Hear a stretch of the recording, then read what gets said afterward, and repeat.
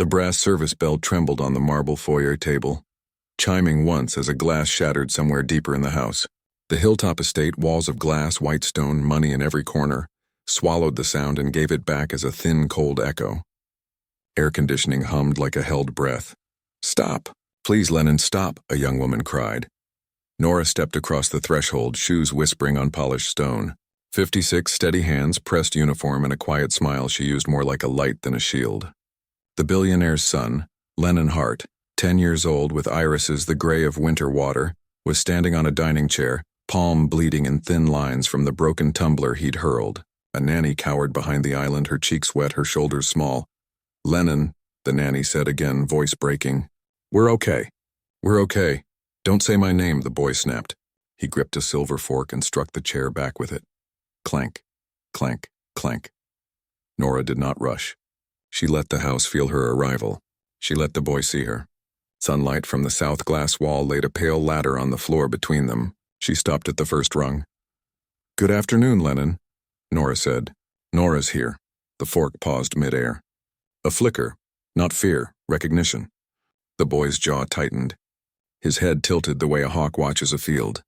"Every nanny had received a welter worse within days," whispered the staff. He had been fired from 3 schools like a rumor no one could manage.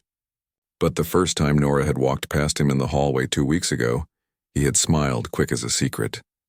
The billionaire's son attacked every nanny, but he had smiled at Nora, the black maid from the small house down by the railroad trees. Behind Nora, a door thudded. Mr. Hart's voice cut through like ice in a glass. "What now?" Mrs. Hart, flawless in a cream suit, pressed fingers to her temple. "I told you not to hire another one. They don't last." Clank, the fork tapped again. Lennon crooned, "You'll leave like the others." Nora set her leather tote on the counter. She took out a folded blue dishcloth and a small bandage packet, placed both on the island with the care one places a teacup. Tiny actions, precise and quiet. The bell on the foyer table gave a second soft tremor as the air unit clicked, a delicate heartbeat.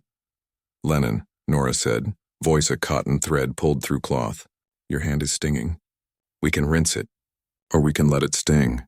Which do you prefer?" The boy's eyes flicked to the cloth, then to Nora's face. The nanny, still crouched, shook her head urgently. "Don't go near him," she mouthed. "Lennon chooses," Nora continued. "Either way, we'll keep the forks for eating." A beat. The boy's arm lowered. The fork clinked on the marble. Nora's gaze didn't move from his. Somewhere far off, a ride-on mower droned, the sound like a tired bee trapped behind glass. Mr. Hart's voice rose. "This is ridiculous. Nora, take him to his room. We need consequences." Mrs. Hart's bracelets chimed like cutlery. "If there are bruises again, we'll be sued." Nora didn't turn. "With respect, Mr. Hart, Mrs. Hart, Lennon is choosing. He can rinse or he can sting." The boy's mouth twitched. "You're not scared." "I am careful," Nora said. "Careful keeps people safe." A new sound. A phone camera, faint but unmistakable from the open terrace doors. Landscapers on break, a neighbor on a hill with a long lens. The house made everyone into a witness. Lennon looked past Nora toward the terrace, then back. The smile that had flickered in the hallway returned, first wary, then real. He extended his bleeding palm a fraction, an offering as small as a breath. Nora didn't move. "Tell me what you heard when the glass broke." The boy hesitated. The nanny rose an inch, hope and fear braided in her throat. "I heard Mom say I ruin rooms," he whispered. The words hung like dust in sun. Mrs. Hart flinched. Mr. Hart opened his mouth, then shut it. The tiny brass bell on the foyer table gave a third, almost inaudible ring as the air shifted. Nora nodded once. "We'll rinse," she said, at last stepping onto the ladder of light. "Then we'll talk." As she reached for the faucet, the nanny's sleeve slid and Nora saw it.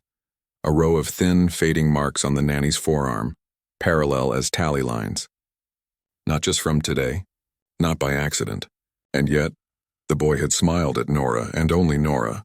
Why? Enjoying this? Tap subscribe for tomorrow's story. Morning light slid over the Hart estate like poured gold. The storm from the night before had rinsed every leaf clean. The driveway glistened as Nora walked up the hill again, shoes brushing against the dew. Inside, silence. Too perfect, too controlled. The kind that warned her something was waiting. The new assignment, The house manager, Della, met her in the foyer, wringing her hands. "Mr. Hart said to send you straight to the study." Nora nodded. "How's the boy?" Della's lips thinned. "Quiet since last night. Broke a tablet this morning, but no one got hurt." "Small blessings," Nora murmured. As she stepped past the bell on the foyer table, she touched it lightly. Half habit, half prayer. The brass was cool, a tether to the real world beyond this glass fortress. In the study, Mr. Hart sat behind a desk the size of a small boat. Mrs. Hart stood by the window, immaculate as ever, one hand on a coffee cup she wasn't drinking. "Miss Nora," Mr. Hart began, his voice all business. "I'm aware you calmed Lennon last night. Impressive. But this family has rules. He disrespects help. You enforce boundaries. That's why we pay well." Nora folded her hands. "Boundaries are good, sir. But he doesn't need fear. He needs to be seen." Mrs. Hart's eyes flicked up, defensive. "He's been seen by specialists, therapists, tutors, none of whom he trusts," Nora said softly. Silence fell like dust. Finally, Mr. Hart sighed. "Do what you must, within reason. Just don't let the cameras catch chaos again." Nora's brow furrowed. "Cameras?" Mrs. Hart turned slightly.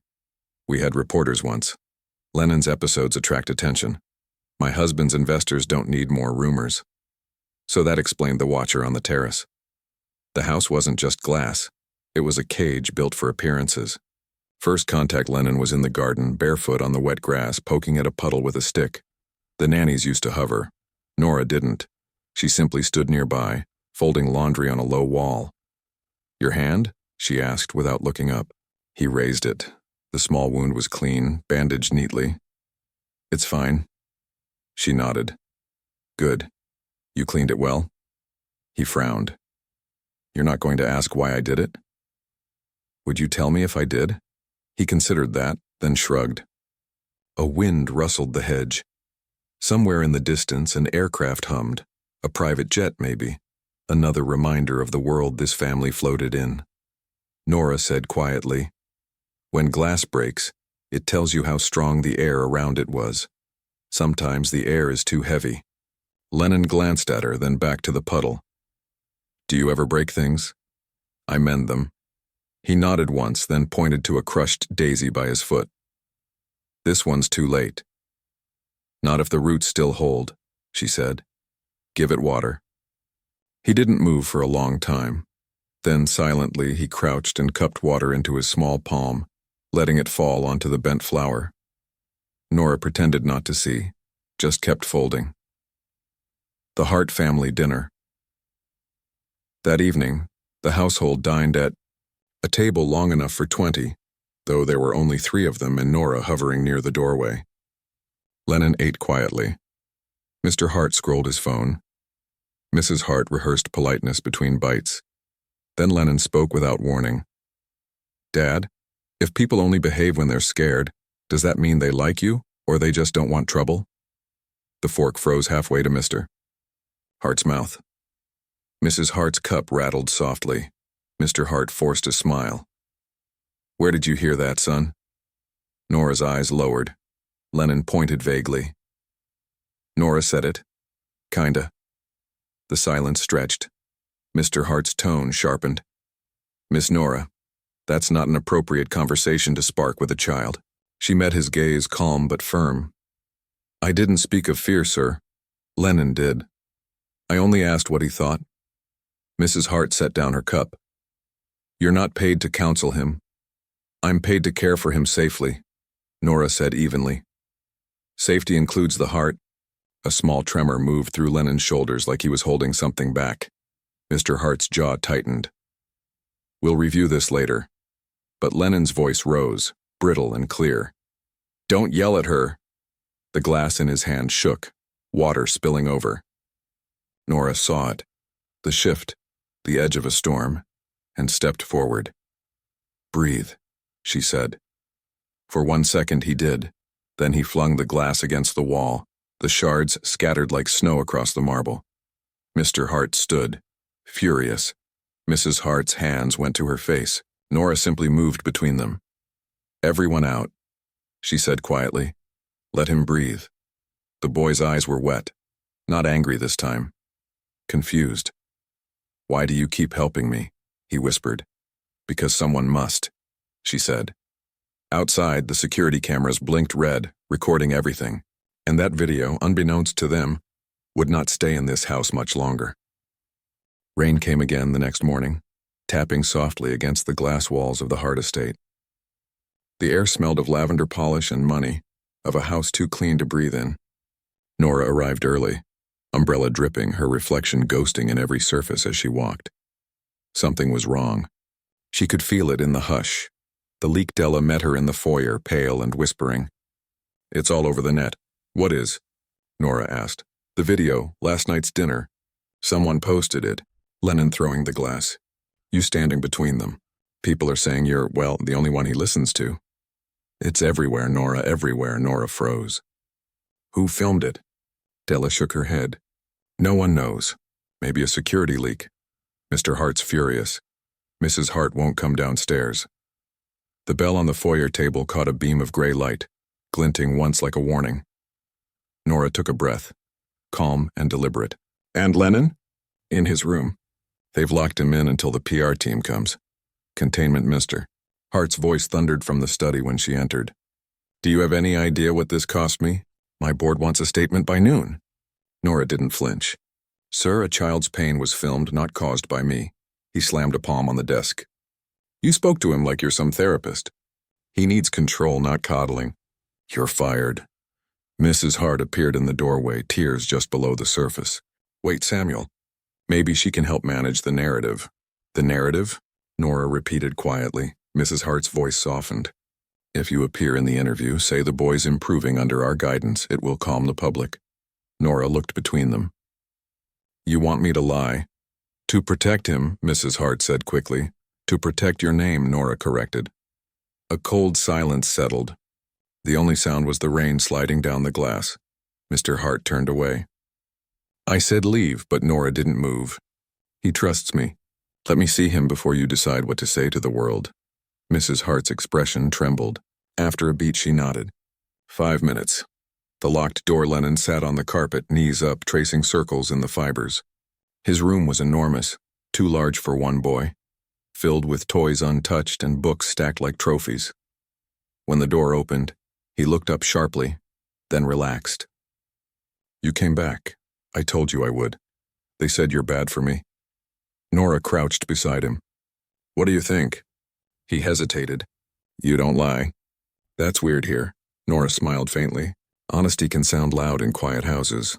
He frowned, studying her face. "They're scared of what people will think. Sometimes adults fear the truth because they forgot how to hold it gently."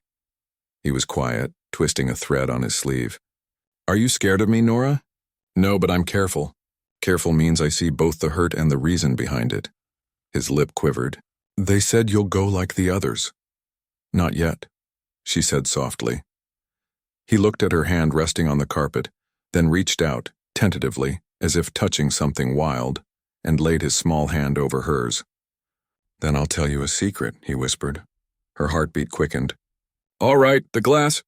"I didn't throw it at her. I threw it at me." Nora froze, her chest tightening. "Why?" He stared at the window, rain streaking down the glass like tears.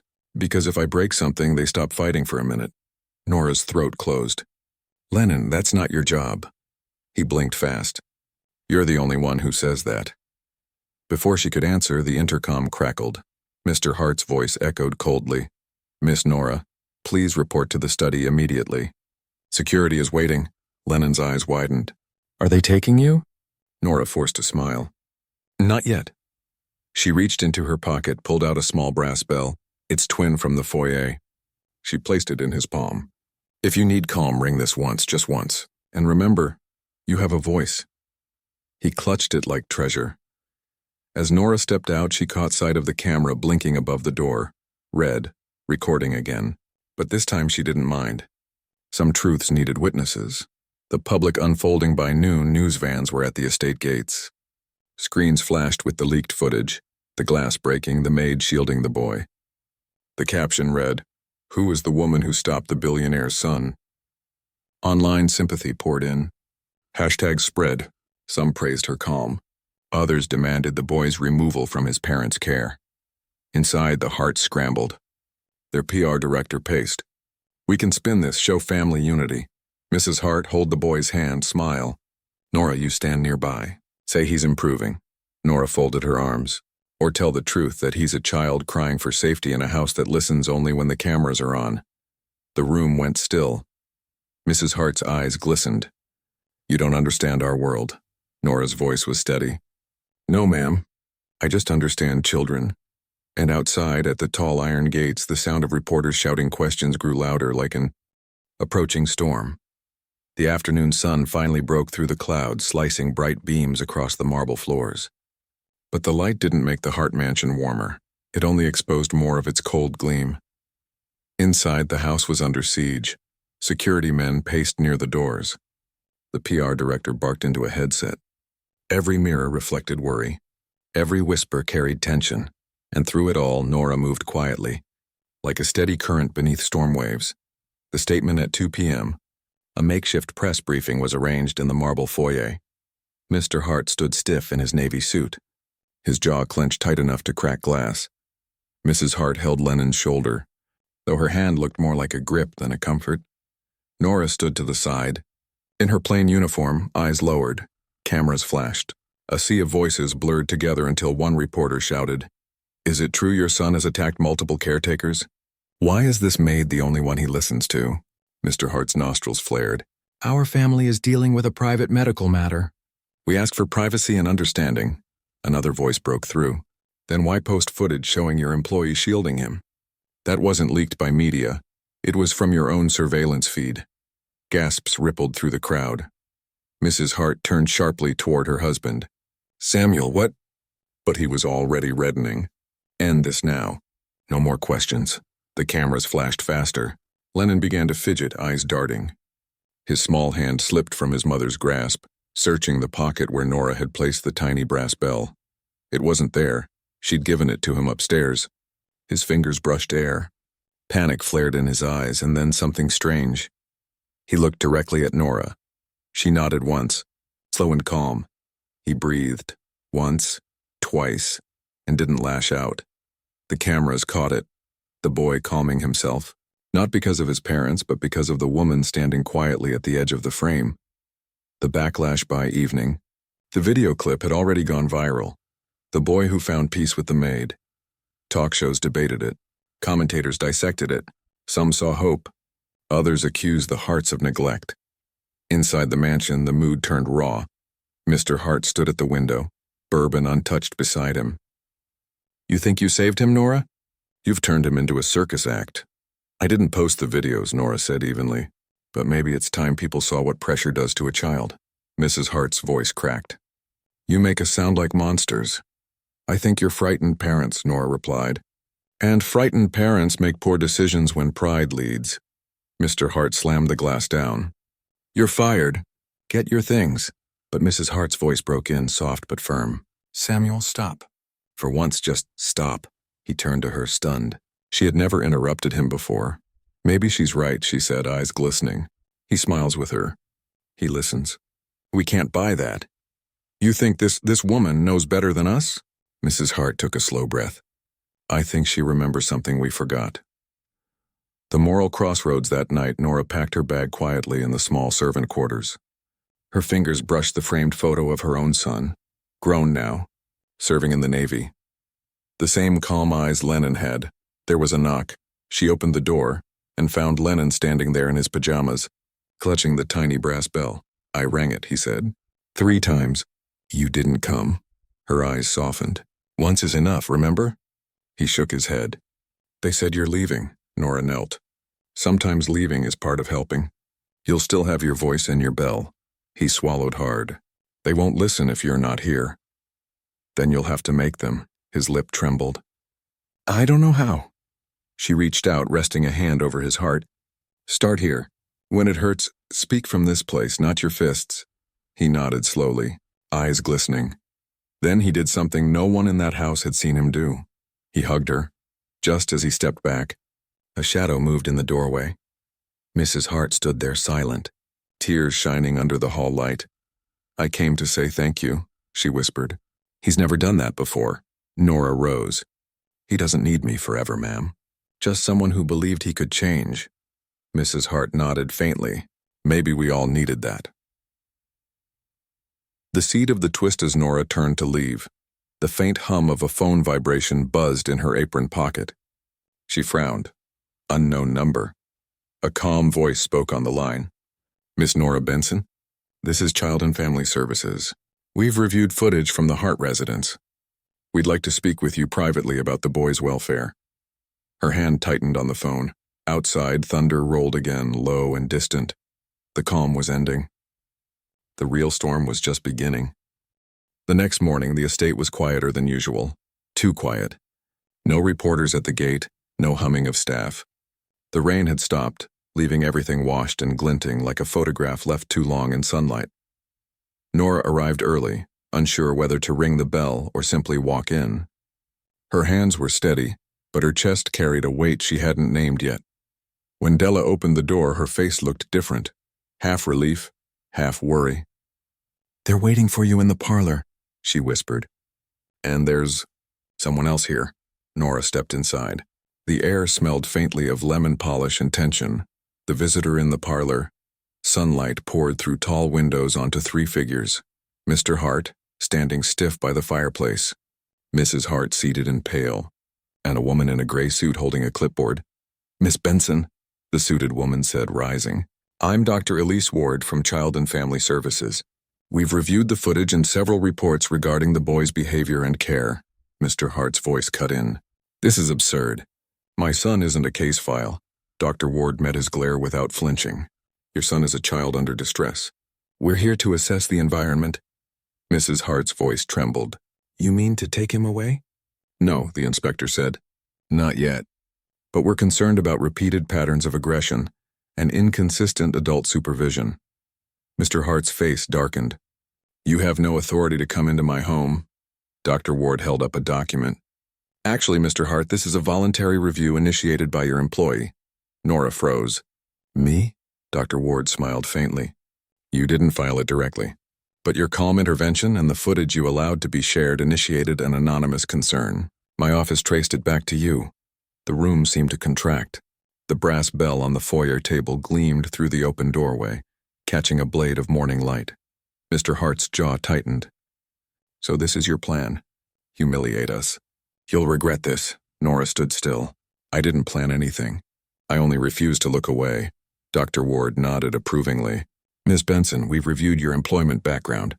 15 years of youth care work before domestic service. You left after your own son joined the Navy?" "Yes," Nora said quietly. "Then you understand trauma. Would you be willing to assist us as a temporary behavioral aid? With legal oversight." Mr. Hart turned, stunned. "You can't be serious." "She's our maid." Dr. Ward's voice was calm but firm. "She's the only adult your son responds to safely. Unless you prefer we appoint an outside guardian pending review." Mrs. Hart inhaled sharply, eyes wide. Mr. Hart's bravado cracked, if only for a second. What do you mean, outside guardian?" Dr. Ward opened her folder. "If the boy's welfare remains unstable, the court can assign a temporary caregiver. Right now, Miss Benson's name is on that short list." The silence after that sentence felt like a thunderclap. "The shift misses." Hart stood slowly. "Nora," she said, voice trembling. Would you do that? Stay?" Nora hesitated. "I would help him, yes. But only if it's truly for his good, not a performance." Dr. Ward nodded. "Then we proceed with supervised care. Miss Benson, you'll report daily. Mr. and Mrs. Hart.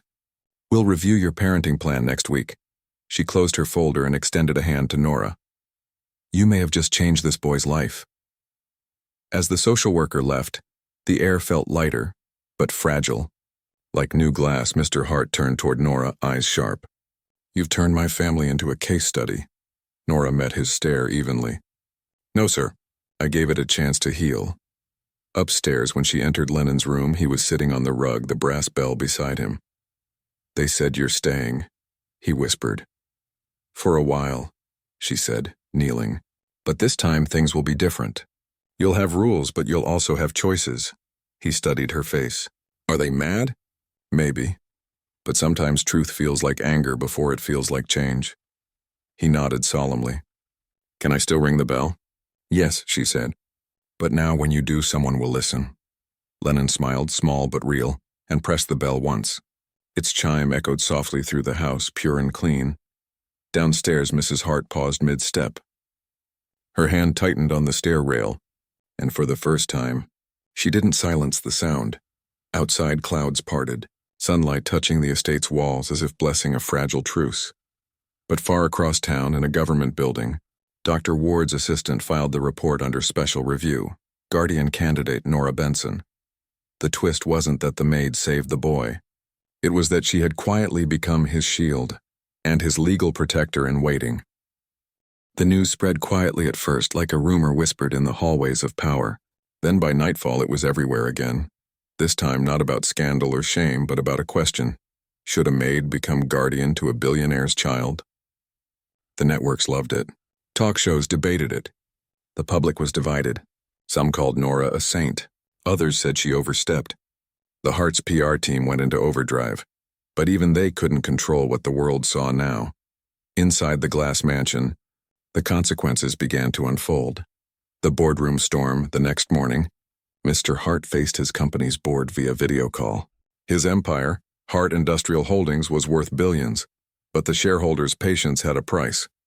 We need stability, Samuel, said the chairman. The footage makes your home life a liability. Investors are nervous. Mr. Hart's voice was low. My family isn't your concern. It is when headlines read, CEO under investigation for child neglect. Step down temporarily. Let PR cool this. Mr. Hart's face turned pale. Step down? Another director added carefully. The public trusts Nora Benson more than you right now. Maybe bring her forward for a press conference. Let her calm the storm. The call ended with static and silence. For the first time in decades, Samuel Hart didn't know what power meant anymore. A new routine, meanwhile. Nora built something new in the ruins. Under Dr. Ward's supervision, the Hart mansion transformed, slowly, awkwardly, but genuinely. The marble foyer, once polished to perfection, now held scuffed sneakers and a pile of art supplies. The dining room saw laughter once a week, sometimes tears, but less silence. Lennon followed a structure Nora helped design: chores, study, play, conversation. When he misbehaved, there were consequences, but not fear. Each morning he rang the brass bell once to start the day. Its soft tone became a house rhythm, reminding everyone that calm could be learned. Even Mrs. Hart began to change. One afternoon, Nora found her sitting in the garden with Lennon, painting stones with bright colors. He told me red means courage, Mrs. Hart said quietly, and blue means when you stop being angry, Nora smiled. Then he's learning to mix colors instead of breaking glass. Mrs. Hart looked up, eyes misting. You did this? No, Nora said softly. He did. I only stayed long enough for him to remember how. The reckoning, but not everyone welcomed the change. Late that night, Nora was called downstairs. Mr. Hart waited in the study, shoulders hunched, tie loosened, bourbon glass empty. They're forcing me to resign, he said, voice brittle. Do you feel proud of yourself? No, sir, Nora replied. Just hopeful for your son. He stared at her, then laughed bitterly. You ruined me. You're not ruined, she said gently. You're finally accountable. He looked at her, really looked, and for a brief moment the armor slipped. You think I don't love him? I think you forgot how to show it, Nora said. Now's your chance to learn. He turned away, eyes shining with something he didn't name. You sound like my mother. Then she was wise, Nora said softly. Public eyes, private hearts. The following week, Child and Family Services released a brief statement. The Hart family is cooperating fully. Behavioral progress has been observed under supervised care by Miss Nora Benson. The child remains in his parents' custody pending continued improvement. The story began to fade from headlines, replaced by newer scandals. But in private, people still talked about the maid who changed a mansion. Some viewers sent letters to the estate, hundreds of them. Many came from parents who'd struggled with angry children. A few from teachers, one from a woman who wrote simply, You reminded me that children break things when they want someone to notice the cracks. Nora read each letter, then placed them in a box under her bed. She never answered publicly. The work wasn't finished yet. The quiet collapse missed her. Hart spent his first week away from the company in silence, then began visiting Lennon's therapy sessions.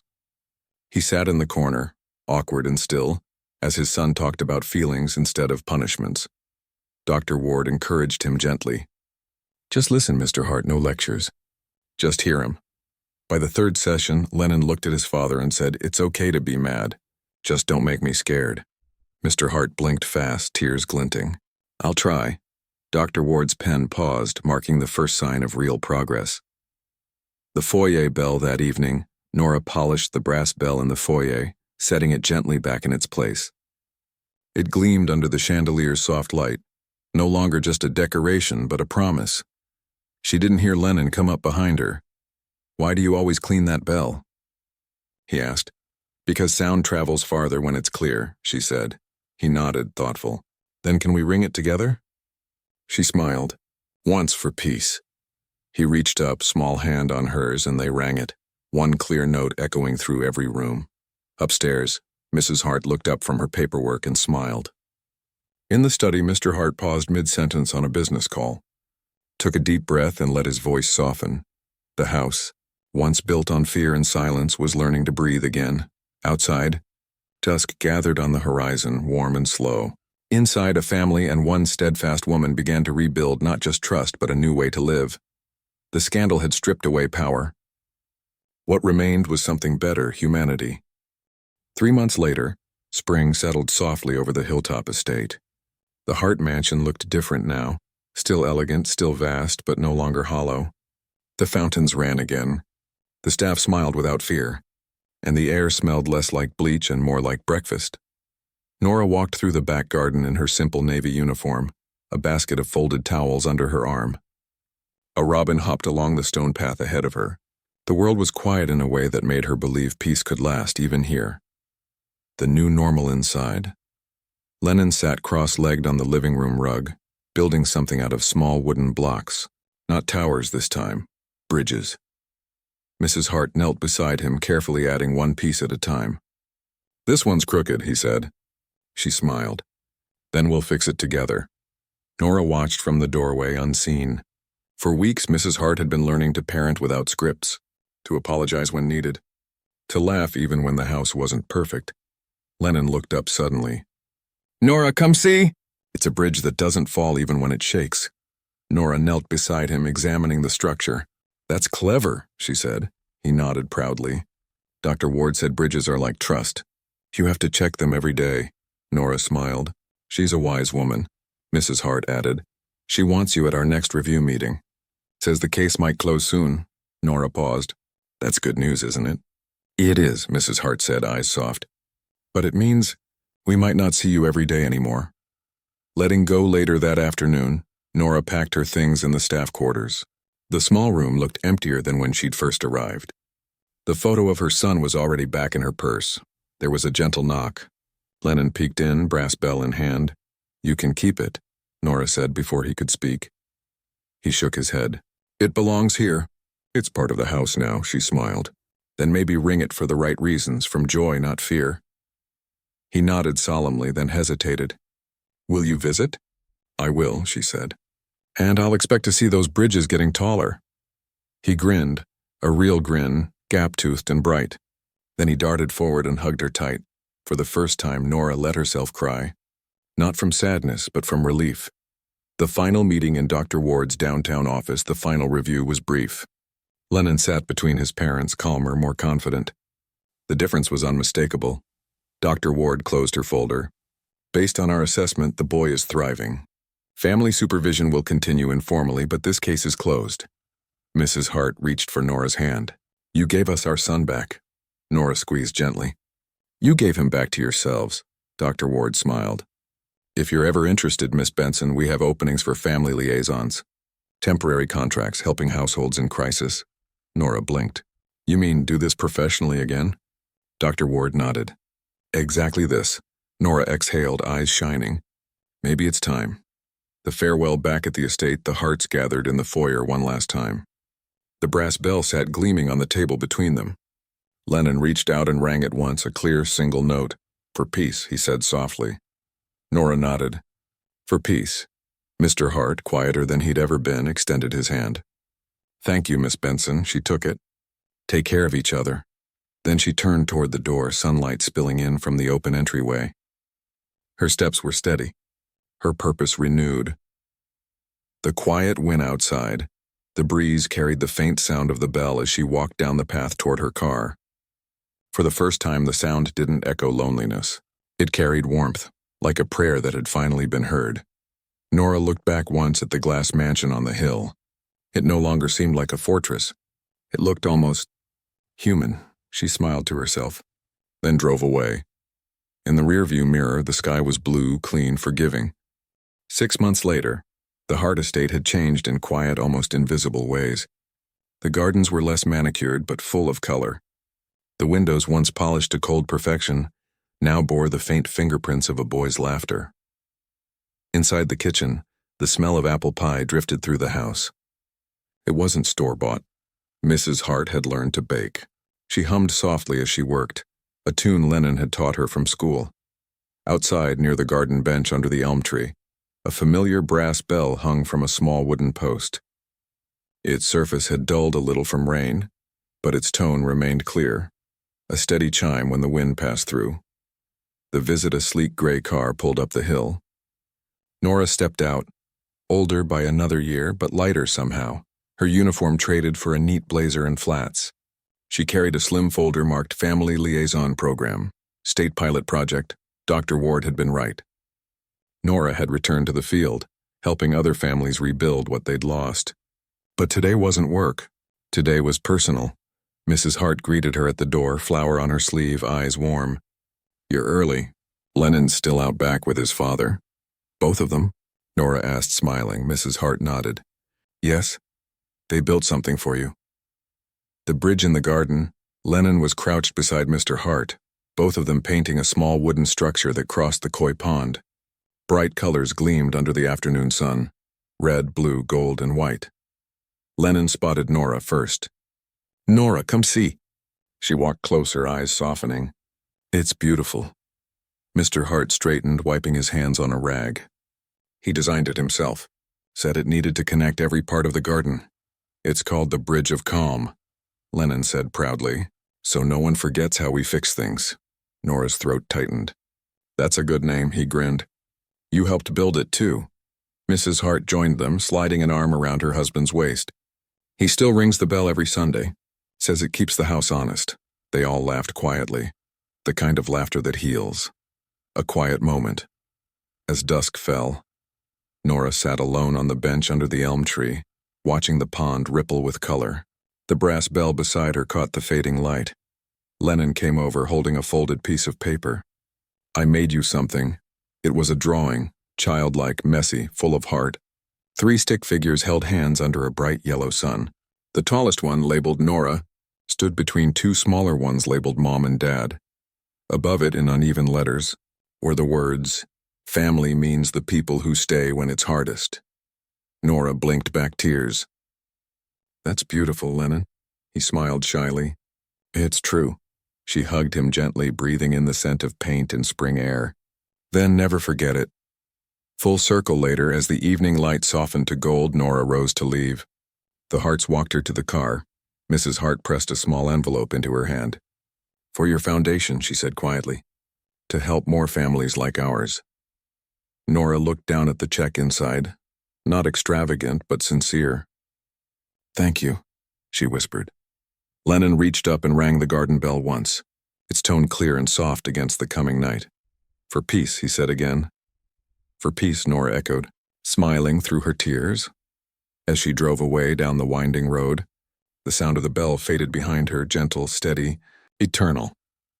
And for the first time since stepping into that glass mansion months ago, Nora felt certain that healing wasn't something you imposed. It was something you stayed long enough to witness. And thanks for watching.